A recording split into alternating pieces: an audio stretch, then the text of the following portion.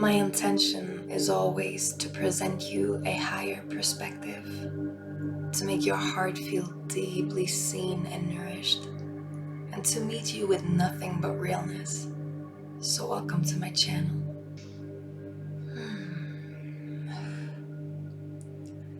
This topic in this video is going to be more of an energetic transmission. In fact, they always are.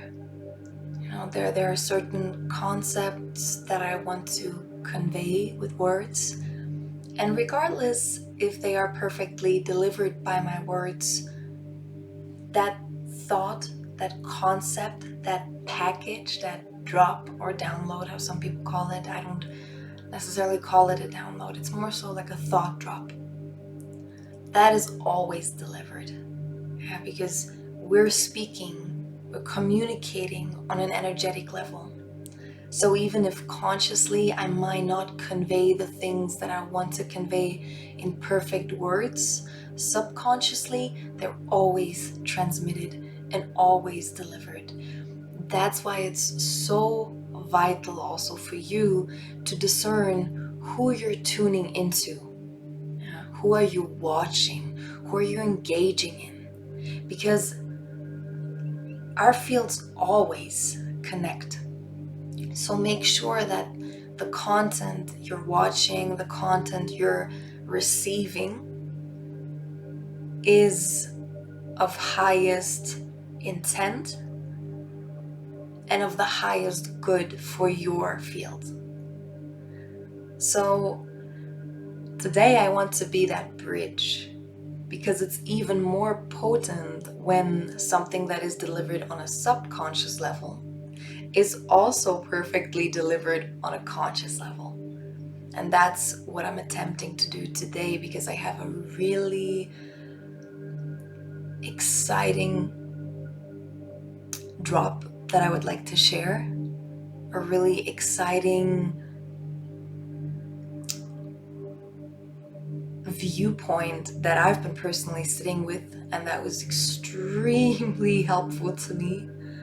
And so I'm really excited to share that. And it is, in short, how the Ho'oponopono can literally shift our reality on a quantum level. And now these are not just words, because what do I mean by that? I know the word quantum gets thrown around a lot. What I mean by that is that Ho'oponopono is connected to taking radical responsibility, and I will get into all of this, but this is really exciting. It's about taking radical responsibility to truly see all around you as one rather than separate. And so shifting our reality on a quantum level means, instead of attempting to make shifts on the outside and manipulate the outside world, the physical world, which is not the most graceful way, when we truly assume all as one, we can take radical responsibility for every and any situation in our life and shift it from within. And that's the technology behind Ho'oponopono. It's a very simple mantra. I am sorry. Please forgive me. Thank you. I love you. And it's less about the words. It's what happens within these words and what happens to our system when we utilize this very powerful technology to shift our reality. So every single one of us is in a relationship whether that is a romantic partnership, whether that is a husband-wife bond, a family bond, relationship with children, relationship with friends. Regardless of what that is, we all have relationships. And our love relationship is always a very beautiful training ground for mastery and mastering the navigation of this reality. And I'm sure that we've all witnessed moments where we feel unheard,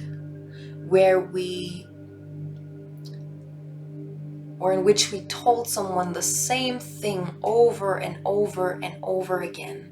And it just seems like this person is not able to hear us, or the person is not able to see what we're seeing.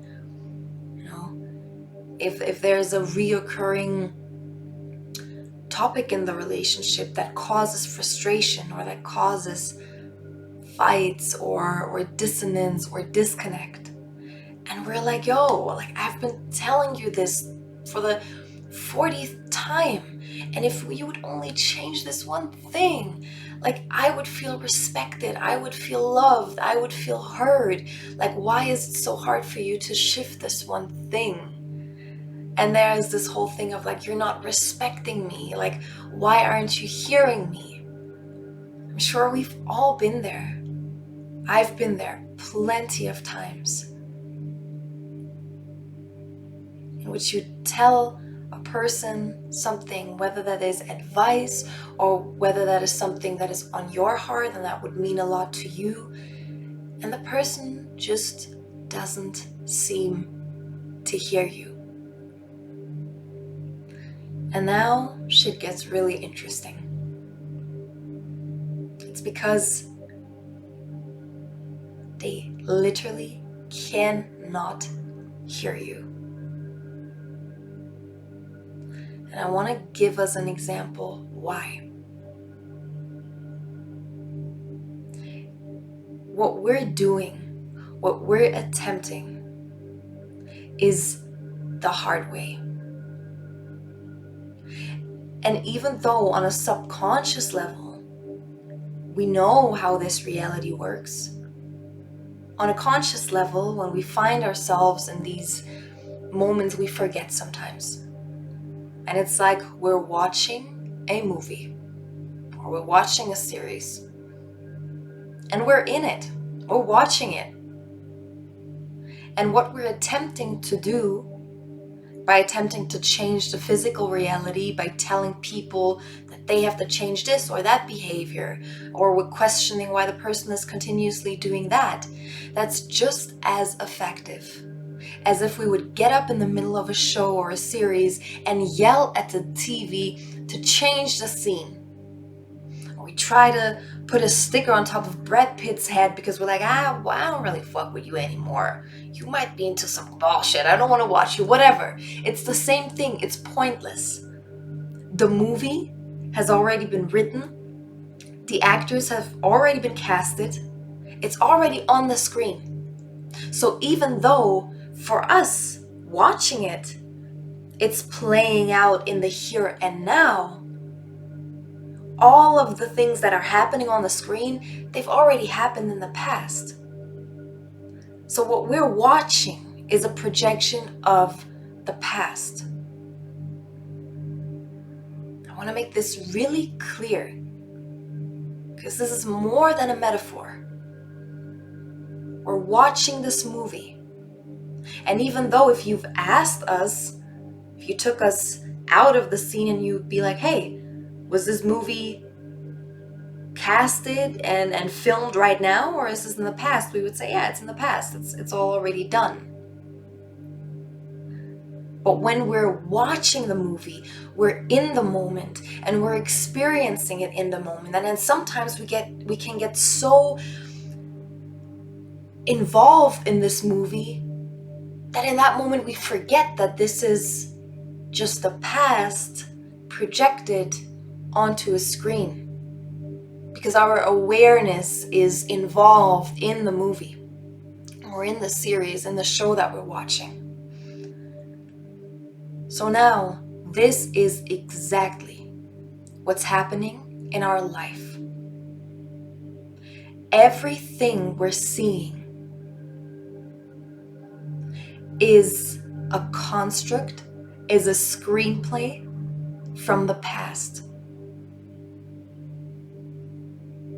Every situation we're experiencing is just something that is playing itself out on a movie screen.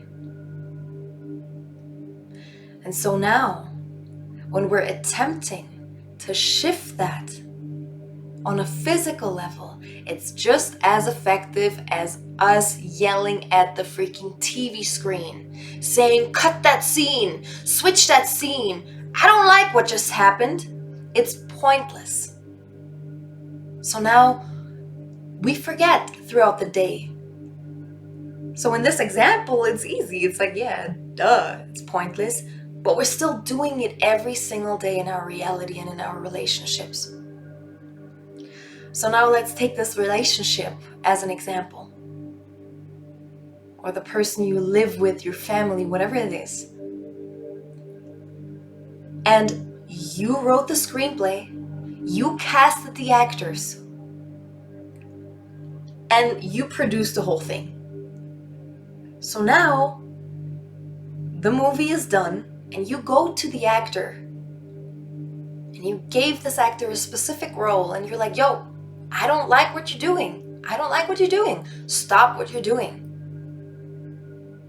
And the actor, yeah, your partner, that person is basically like, yo, but I'm just playing my part. Like, I'm just doing what you told me to do.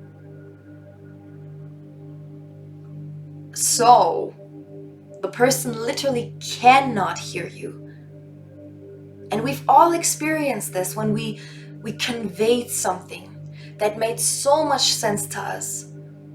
And it just does not land with the person, almost as if they have some sort of shield that does not allow them to hear that.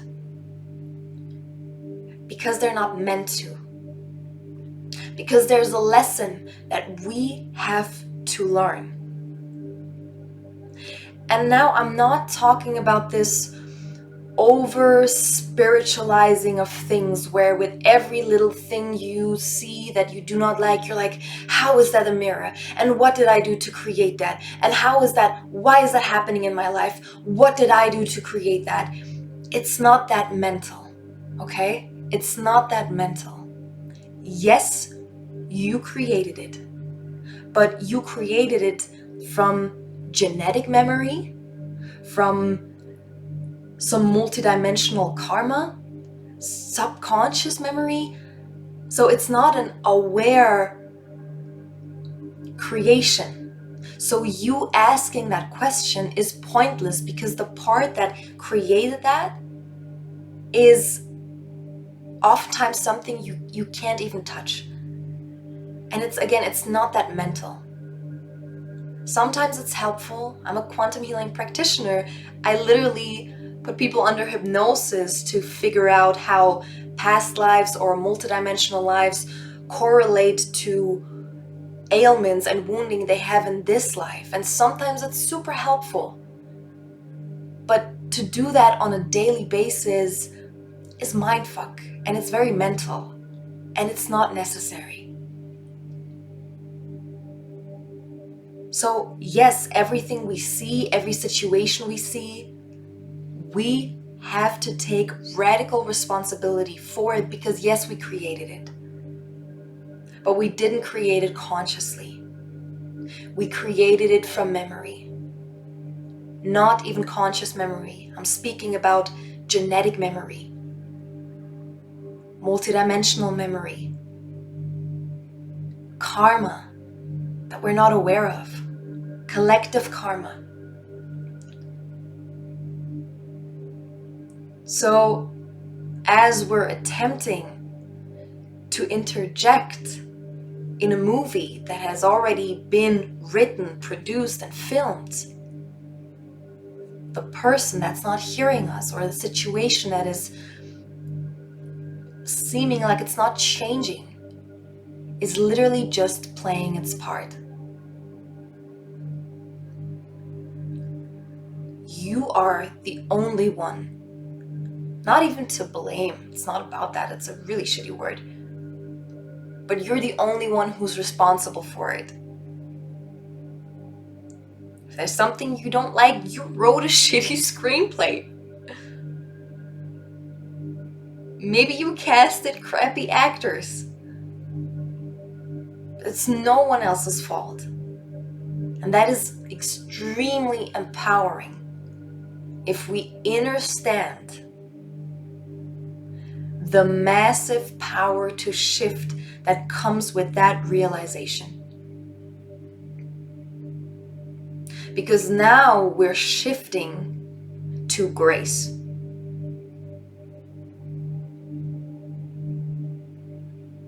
Because to interject into reality, into a reality that has already been written, that is already playing out, it's a construct of the past, that's not graceful. Of course, if we see something in our partner that we don't like, of course we can say it.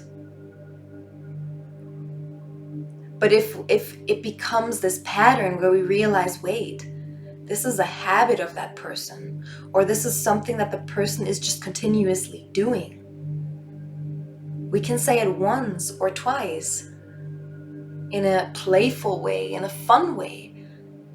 But if we have to say something 20 times, I think we can all agree that that's not really graceful.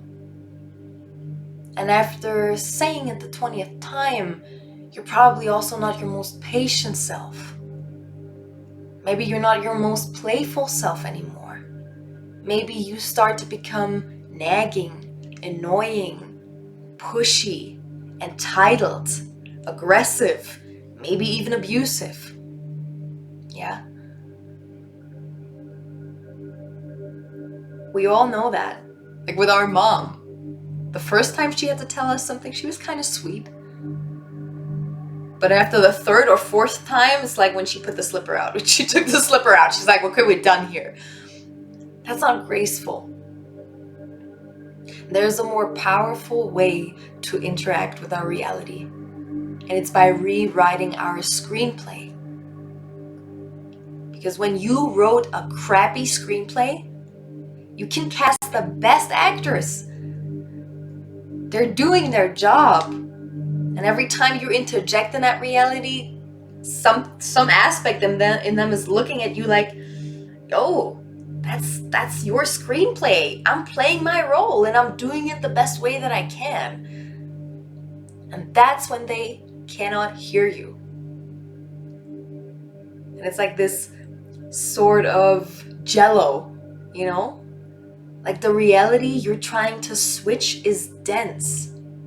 It's like this jello, you're trying to poke a hole into this jello, but it always flips back right into its form. That's how you have to picture that physical reality that is playing out right now. It's like jello. You can try to push a dent into it, it will flip back into form because it's dense. That's not the level we're working on. So now, let's go back to the Ho'oponopono.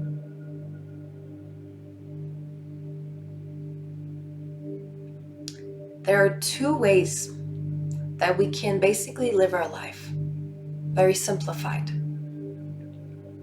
We can live life from memory, from basically the amygdala, and that is not always conscious memory. Again, I'm speaking about genetic memory. I'm speaking about our karmic history. I'm speaking about our multidimensional memory, multidimensional karma. And when we do that, we might create something that causes harm, or we might create something that we don't really like. And so instead of interjecting in it, when we see that playing out, we take radical responsibility for it. And the moment we can shift our awareness to that observer, we have the opportunity to create from inspiration. The moment we see that playing out, I'm sorry, please forgive me, thank you, I love you. I take responsibility for that situation because all is in the one and one is in the all. If some genetic leftover memory created this situation, because I am all, I take responsibility for it. I am sorry for anything I did in the past. Please forgive me, reality. Thank you, reality. I love you. So whatever we're seeing, we're taking responsibility for it and we're transmuting it. And that awareness is masterful. So if we see ourselves in a conflict, or if we see scenarios playing out that are hurtful to us or that are questionable, where we constantly find ourselves wondering, why is this happening? How did I create that? We move out of the mental. We do not have to understand, we just have to understand. It doesn't freaking matter what the core of it is, when this originated. Sometimes it's helpful. Again, I do these sessions. I sometimes move to these places. But most of the time, it's not necessary. It's literally just a silent acknowledgement of, I'm sorry. Please forgive me. Thank you. I love you. And in that, these words allow surrender. This is when we create openness. It's us saying, damn, I wrote a shitty screenplay. And all I can do is surrender to that by acknowledging my responsibility in everything that is playing out in front of me. Everything. I see the child trafficking stuff. I'm sorry. Please forgive me. Thank you. I love you. It's a past projection. And the only way I see this clearing is through radical responsibility in each and every single one of us. I'm not saying there aren't physical actions that are happening and need to happen. Absolutely. This is not spiritual bypassing, but it is the realization of the power of radical responsibility. And every time we say that mantra, we feel that mantra, we switch from memory, we clear that memory, we transmute that memory, and we move into emptiness. And from that emptiness, divine love can enter. And then inspiration can enter. And rather than to continuously create from unconscious genetic memory or patterns, thought loops, we're now creating from inspiration. To make sure that everything we engage in is pure. That is a massive and powerful technology. That is what Ho'oponopono truly is. It's radical responsibility. And so I hope that I was able to convey that in all the right words, and in all the right frequencies. Because when we're able